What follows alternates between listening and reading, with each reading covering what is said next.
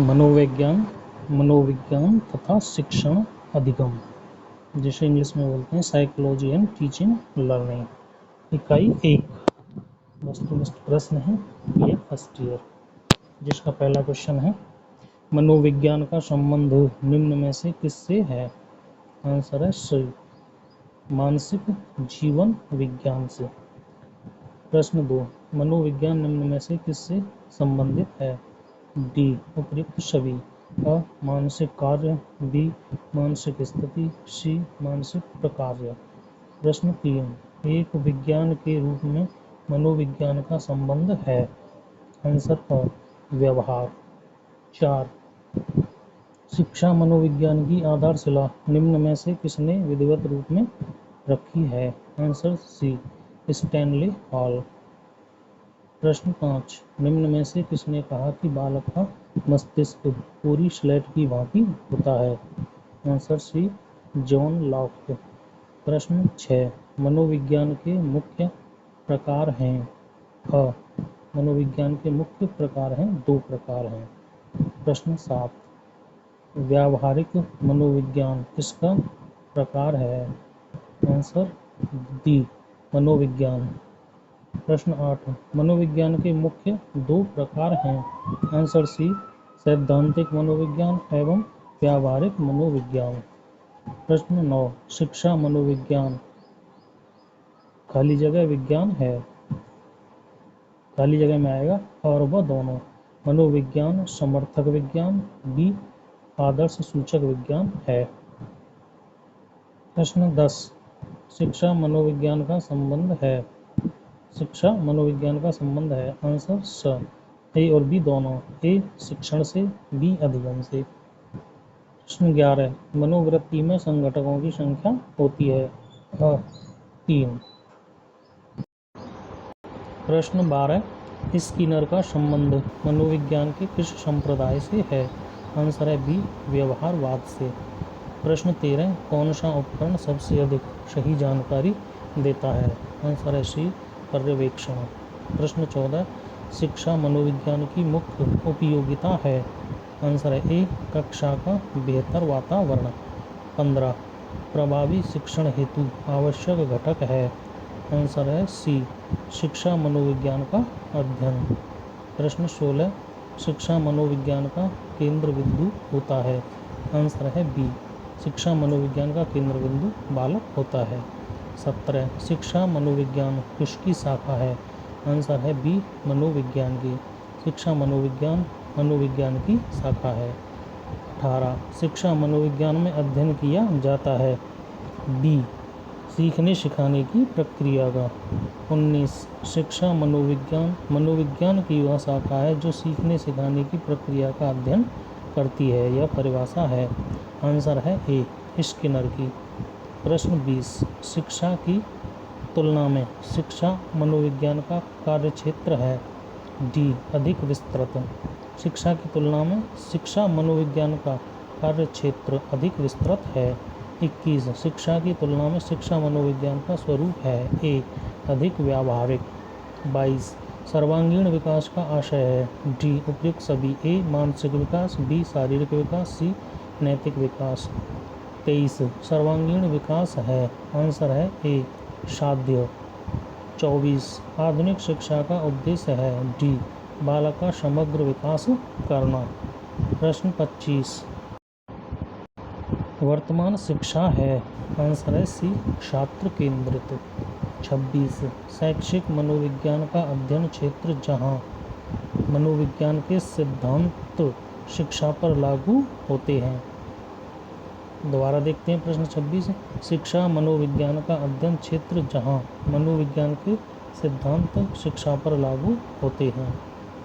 ये इसका आंसर है। 27, शिक्षा मनोविज्ञान के अध्ययन का विषय है। डी, सभी। ए, अधिगमकर्ता, बी, शिक्षण, सी, सीखना। 28, अधिगम निर्योग्यता का प्रकार है। आंसर डी, सभी। डिसलेक्सिया, बी, अलेक्सिया, सी, डिस्ग्रेफिया। 29, सभी अध्यापकों को शिक्षा मनोविज्ञान का अध्ययन करना चाहिए क्योंकि इससे आंसर है डी, क्योंकि इससे शिक्षण अधिगम के बारे में समझ का विकास होता है। 30 शिक्षा मनोविज्ञान क्या नहीं है? आंसर है सी, अनुप्रयुक्त विज्ञान। शिक्षा मनोविज्ञान क्या नहीं है? सी, अनुप्रयुक्त विज्ञान। क्या क्या है अब देखते हैं। ए, व्यावहारिक विज्ञान है, आदर्श मूलक विज्ञान है, डी, सामाजिक विज्ञान है। 31 शिक्षा मनोविज्ञान के विषय में सर्वाधिक योगदान है? बी, स्किनर का। 32 मनोविज्ञान किसके अध्ययन के लिए विज्ञान है? डी, मानव की प्रकृति और व्यवहार के लिए। 33 किसने कहा मनोविज्ञान व्यवहार का धनात्मक विज्ञान है? बी, वॉटसन ने। 34 शैक्षिक मनोविज्ञान को संदर्भित किया जाता है? आंसर है डी, बी और स दोनों रूपों में। बी है प्रयुक्त मनोविज्ञान के रूप में, सी है सामान्य मनोविज्ञान के रूप में। 35 शिक्षा मनोविज्ञान में सबसे अधिक उपयोगी शोध विधि है? ए, प्रयोगशाला प्रयोग विधि। 36 प्रयोगात्मक विधि का आधार है? ए, निरीक्षण। 37 प्रयोगात्मक विधि में सम्मिलित होता है? ए और बी दोनों। ए है आत्मनिष्ठ पर निरीक्षण, बी है वस्तुनिष्ठ परीक्षण। 38 मनोविज्ञान शिक्षा मनोविज्ञान में प्रयोग विधि का सबसे बड़ा गुण है? शिक्षा मनोविज्ञान में प्रयोग विधि का सबसे बड़ा गुण है? आंसर है ए, विश्वसनीयता। 39 व्यक्ति इतिहास विधि प्रयुक्त होती है? डी, सभी। ए, मानसिक रूप से कमजोर बालकों के लिए, बी, प्रतिभावान बालकों के लिए, सी, समस्यात्मक बालकों के अध्ययन के लिए। 40 मंदबुद्धि बालकों को शिक्षित करने के लिए पहला विद्यालय किसने खोला? आंसर है बी, सैगविन ने। 41 वुंट ने मनोवैज्ञानिक प्रयोगशाला की सर्वप्रथम शुरुआत की थी? आंसर है 1879 में। 41 वुंट ने मनोवैज्ञानिक प्रयोगशाला की सर्वप्रथम शुरुआत की थी 1879 में। 42 व्यक्ति इतिहास विधि को कहा जाता है? ए, नैदानिक विधि। 43 व्यक्ति इतिहास विधि में कमी है? डी, सभी की। ए, सूचना की अविश्वसनीयता, बी, वैयक्तिक कारकों का प्रभाव, सी, अधिक समय तथा श्रम। 44 वह कारक जिसका प्रभाव हम देखना चाहते हैं वो कहलाता है? बी, वो कहलाता है स्वतंत्र चर। 45 प्रयोगात्मक विधि का गुण नहीं है? आंसर है डी, नियंत्रण की कठिनाई। प्रयोगात्मक विधि का गुण नहीं है, ये गुण नहीं है नियंत्रण की कठिनाई। और प्रयोगात्मक विधि के गुण हैं? ए, भिन्नता, बी, पुनरावृत्ति, सी, प्रमाणीकरण। 46 शिक्षा मनोविज्ञान अंतर्दर्शन विधि में निरीक्षण किसके द्वारा किया जाता है? आंसर है सी, स्वयं अपने द्वारा। 47 परिप्रश्न अधिगम किसके विकास के लिए सहायक है? आंसर है डी, सृजनशीलता। 48 शिक्षा में मनोविज्ञान के उपयोग का मुख्य क्षेत्र है? सी, मस्तिष्क का विकास। 49 शिक्षा में मनोविज्ञान का कार्य है? ए और बी दोनों। ए है छात्र समायोजन का अध्ययन, बी है अधिगम प्रक्रिया सीखना। 50 प्रतिभाशाली बालक शारीरिक विकास, शैक्षिक उपलब्धि, बुद्धि और व्यक्तित्व में श्रेष्ठ होते हैं, यह कथन है? आंसर है बी, टर्मन का। 51 टर्मन तथा मेरिल ने प्रतिभाशाली छात्रों की बुद्धि लब्धि, जिसे शॉर्ट में IQ बोलते हैं, कितनी मानी है? बी, 140 या इससे अधिक। स्लेविन ने असाधारण बालकों की श्रेणी किसे दी है? डी, उपयुक्त सभी। ए, मानसिक असाधारण बालक हो, बी, वाणी असाधारण बालक हो, सी, शारीरिक असाधारण बालक हो। 53 मानसिक दुर्बल छात्रों की बौद्धिक योग्यता की उच्चतम सीमा है? आंसर है बी, 74 IQ। मानसिक दुर्बल छात्रों की बौद्धिक योग्यता यानी IQ की उच्चतम सीमा है। 74 आंसर है बी 74। 54 मानसिक शील गुणों के आधार पर असाधारण बालकों को कितने वर्गों में बांटा गया है? आंसर है बी 2। 55 विकलांग बालक हैं। आंसर है डी सभी। गूंगे, डी बहरे, सी अंधे, ये सभी विकलांग कहलाते हैं।